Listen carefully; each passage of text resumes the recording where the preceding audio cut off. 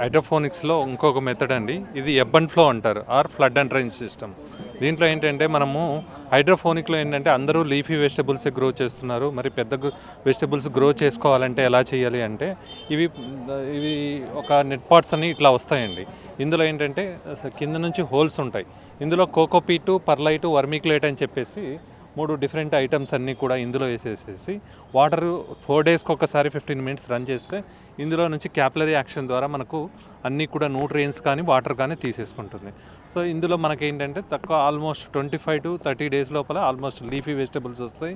టమోటాలు అయితే 2 monthsకే వచ్చేస్తుంది అనమాట క్రాప్ అనేది. సో ఈ మెథడ్లో ఏంటంటే మట్టి ఎక్కడ ఉండదు. ఇందులో కోకోపీటు, పర్లైటు, వర్మిక్లేట్ ఉంటుంది. సో ఇది సాయిల్లెస్ మీడియా కాబట్టి సాయిల్ నుంచి వచ్చే డిసీజులు కూడా మనకు ఇందులో రావు.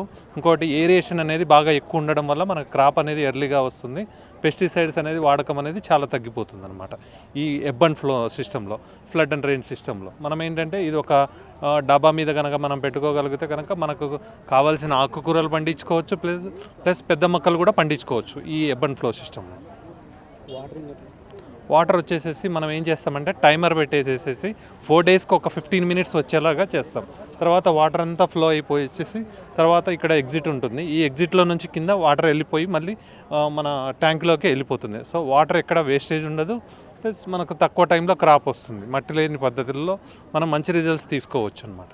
న్యూట్రియన్స్ అన్నీ కూడా సమపాలలో అందులోనే వాటర్లో కలిపి ఇవ్వడం ద్వారా మనకు క్రాప్ అనేది బాగా వస్తుంది.